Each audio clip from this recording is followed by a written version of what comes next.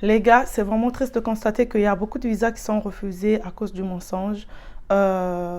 Imaginez, vous jouez à la développerie, vous remplissez la DS 260, on vous programme pour l'interview et on vous refuse le visa juste parce que vous avez menti. C'est vraiment trop triste. Donc, dans cette vidéo, je vais vous raconter comment une personne a raté son visa parce qu'elle a menti. Et vraiment, je vais vous inciter, je vais vous conseiller vraiment de rester jusqu'à la fin de cette vidéo pour apprendre de cette erreur-là et pour ne pas reproduire ça quand ça sera votre tour. Surtout ceux qui attendent leurs interviews, donc la développerie 2023, ça s'enchaîne assez rapidement. Donc restez vraiment jusqu'à la fin de cette vidéo pour que vous puissiez comprendre l'erreur que la personne a faite et que vous ne puissiez pas reproduire ça quand ça sera votre tour. Hello tout le monde, j'espère que vous allez bien. On se retrouve aujourd'hui pour une nouvelle vidéo. Les gars, c'est une vidéo qui me fait un peu mal au cœur quand je la filme. Parce que quand j'ai lu le témoignage hier de la personne qui a raté son visa, je vous mens pas que ça m'a fait vraiment mal au cœur. Parce que c'est vraiment dommage de perdre son visa juste parce que vous voulez mentir, juste parce que vous avez peur. Donc je vais vous expliquer un peu l'histoire de cette personne-là, pourquoi la personne a manqué le visa, pourquoi.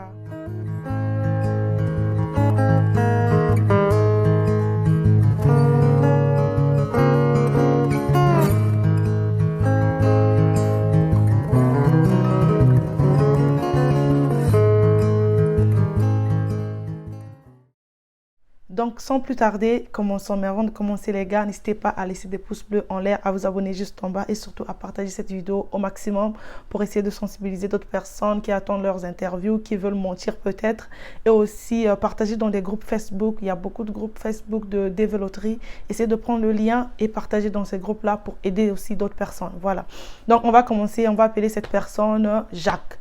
Ok, Jacques avait son interview à 8 h du matin. Donc, Jacques se réveille très tôt. Jacques se prépare et arrive à l'ambassade. Une fois à l'ambassade, Jacques attend son tour. Une fois à son tour, Jacques se présente devant le consul. Et on commence par demander à Jacques quel est ton nom. Jacques répond que je m'appelle Jacques. Est-ce que tu peux jurer que tu ne vas pas mentir et tout ça, que toutes tes informations sont vraies et tout. Jacques jure et tout ça. Donc l'interview commence. On pose des questions de base. À quelle année tu as eu ton bac? Est-ce que tu es marié? Jacques dit non, je ne suis pas marié. Est-ce que tu as des enfants? Jacques dit non, je n'ai pas d'enfants. Est-ce qu'on pose toutes ces questions-là? Et Jacques avait menti parce que Jacques était marié. Jacques n'a pas dit la vérité.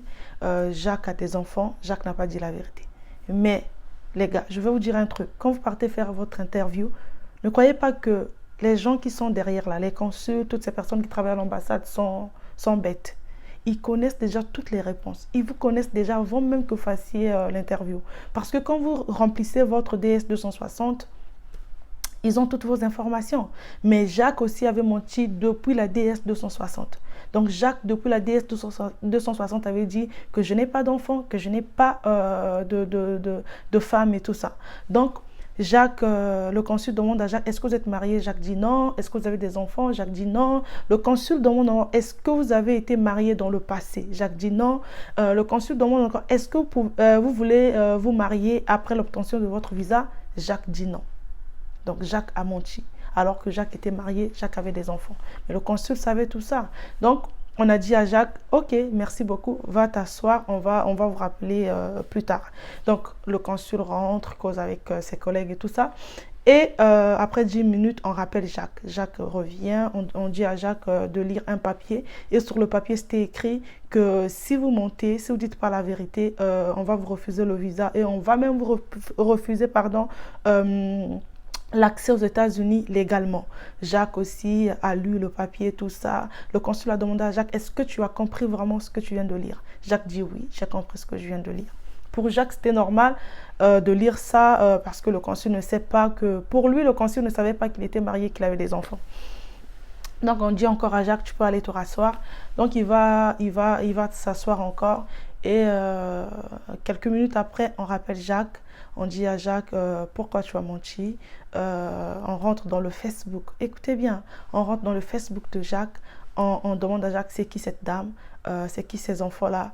Et Jacques était obligé de dire que c'est ma femme, que ce sont mes enfants. Le consul dit à Jacques, mais pourquoi tu ne nous as pas dit ça? Et Jacques répond, pardon, que jouer à la déveloterie plus de 7 ou 8 fois et avec ma femme et mes enfants, j'ai jamais gagné. Et c'est cette année seulement que le maître du cyber m'a demandé de jouer tout seul et de continuer tout seul l'aventure de la déveloterie.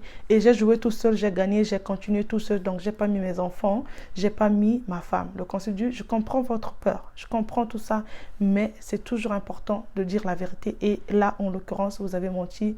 Donc, malheureusement, on ne peut pas vous accorder le visa. Donc, on lui a refusé le visa. Et voilà, juste parce qu'il n'a pas mis ses enfants, juste parce qu'il a eu peur. Je comprends, je condamne pas Jacques. Je condamne pas Jacques, mais je comprends qu'il avait peur. Je comprends qu'il avait joué plus de 7 fois avec sa famille, il n'avait pas gagné. Et le fait de gagner en étant seul, en fait, il s'est dit que je ne vais pas mettre ma famille, que je vais continuer tout seul. Et le conseil de la personne qui était à côté de lui, le mec du cyber, il a suivi le conseil et malheureusement, on lui a refusé le visa. Donc, il ne va pas venir aux États-Unis, ni lui, ni sa famille et tout ça. Donc, ça fait très, très mal de constater qu'à cause d'un petit mensonge, on vous refuse le visa. Et les consuls, ils connaissent tout. Les gars, évitez des trucs. Évitez de mentir. Ne mentez pas parce que les consuls là-bas, ils connaissent tout en fait. Là, ils sont allés voir les photos sur Facebook et tout. Donc, c'est Jacques lui-même qui est venu expliquer son témoignage sur Facebook. Voilà pourquoi je me permets de vous la raconter ici sur YouTube.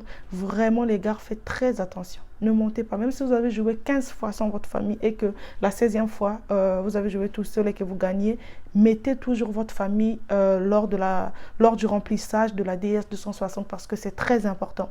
Donc, Jacques, on lui a refusé le visa. Vraiment, je suis vraiment désolée pour lui et désolée pour toutes ces personnes qui ont menti et à qui on a refusé le visa. Pour vous qui attendez vos interviews, les gars, ne mentez pas, dites la vérité. Dites que vous avez des enfants, dites que vous êtes mariés, dites que vous êtes célibataire, si vous êtes célibataire, dites que vous êtes célibataire. Si vous êtes marié, dites que vous êtes marié. Si vous avez des enfants, dites que vous avez des enfants. Si vous n'avez pas d'enfants, dites la vérité parce qu'ils connaissent tout, les gars. Ils connaissent tout. Ne mentez pas, en fait. Ne mentez pas, sinon on va vous refuser le visa pour rien, même l'accès, en fait, aux États-Unis parce que vous avez juste menti, en fait. Donc, voilà, c'est ce que je voulais vous dire par rapport à cette vidéo. Je voulais aussi vous donner ce témoignage-là pour que ça vous aide en fait. Mon but pour cette vidéo, c'est de sensibiliser toutes ces personnes-là qui comptaient mentir, qui veulent mentir lors de leur interview. Vraiment, ne mentez pas, enlevez la peur, dites la vérité. Et la vérité triomphe toujours. La vérité, quand vous dites la vérité, la fin sera toujours bonne pour vous en fait. Moi, par exemple, j'ai dit la vérité. Je suis célibataire, j'ai dit j'étais célibataire, j'avais pas d'enfant, que j'ai fait mes études ici, que je partais aux États-Unis pour étudier, pour travailler. En tout cas, dans une nouvelle vidéo, je vais vous raconter comment mon interview s'est passée. Donc, les gars, arrêtez de mentir, dites la vérité. Voilà. Si cette vidéo vous a plu, n'hésitez pas à liker, à partager et surtout à vous abonner juste en bas. Je vous fais des gros bisous. On se retrouve prochainement pour une nouvelle vidéo. Je vous aime.